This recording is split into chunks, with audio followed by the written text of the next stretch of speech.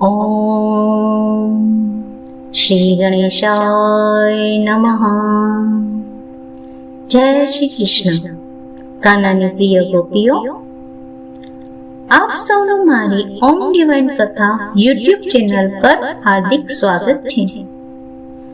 આજે હું તમને પુરુષોત્તમ માસ કથાના અધ્યાય 3ની વાત કહી રહી છું, જેનું નામ છે મળ માસની શરણાગતિ. ભગવાન બોલ્યા, હે નારદજી, આ કથાથી શ્રી કૃષ્ણ ધર્મરાજાને કહી હતી, જે સાંભળવાથી પાંડવો કૌરવોના ત્રાસમાંથી મુક્ત થયા હતા. તેથી અર્જુનને પૂછ્યું, હે પ્રભુ, આ માસને અધિક માસ સાથી કહેવાય? તેનું વ્રત કરવાથી શું ફળ મળે તે અમને કૃપા કરીને કહો. શ્રી કૃષ્ણ બોલ્યા, વર્ષ, માસ, દિવસ, પ્રહર, ઘડી, પલ અને વિપલ આ બધા કાળના સમયના વિભાગો છે.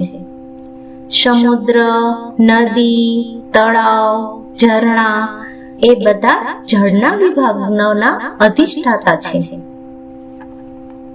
દેવો અલગ અલગ હોય છે. આ વિભાગોને તેમના દેવોની કૃપાથી સુખ મળતું હતું. તેમાં 12 મહિનાના અવશેષમાં 3 વર્ષે આ અધિક માસનો ઉમેરો થયો. આ માસનો કોઈ અધિષ્ઠાતા દેવ ન હતો, તેથી લોકો તેને મળ માસ જેવા તિરસ્કાર ભર્યા નામે ઓળખવા લાગ્યા.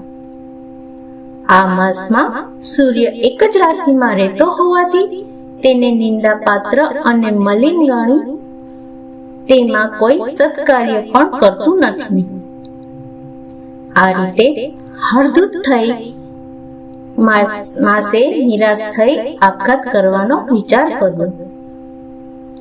એકવાર તે પોતાનું દુઃખ કહેવા મારી પાસે વૈકુંઠમાં આવ્યો અને મને પ્રણામ કરી પોતાનું દુઃખ કહેવા માંડ્યું.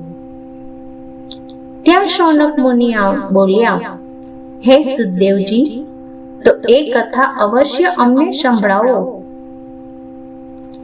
સુત પુરાણી બોલ્યા, હે શૌનક, શ્રી કૃષ્ણે પાંડવોને સંભળાવેલી અને ભગવાન નારાયણે નારદજીને કહેલી એ પાવન કથા હું તમને સંભળાવું છું. બોલીએ પૂર્ણ પુરુષોત્તમ ભગવાનની જય. હે પ્રભુ શ્રી કૃષ્ણ, આ પવિત્ર પુરુષોત્તમ માસમાં ભક્તિ, શ્રદ્ધા અને સારા કર્મ કરવાની અમને બધાને શક્તિ આપજો. જે કોઈ આ કથા શ્રદ્ધાથી સાંભળે કે કરે, તેમના તમામ દુઃખ દૂર થાય અને તેમના જીવનમાં સુખ શાંતિ આવે. જો તમને આવી આધ્યાત્મિક કથાઓ ગમતી હોય તો વિડીયોને લાઈક કરો, મારી ચેનલને સબસ્ક્રાઇબ જરૂર કરજો અને આ કથાને તમારા પરિવાર અને મિત્રો સાથે શેર કરવાનું ભૂલશો નહીં. ફરી મળીએ એક નવી ભક્તિપૂર્ણ કથા સાથે. જય શ્રી કૃષ્ણ.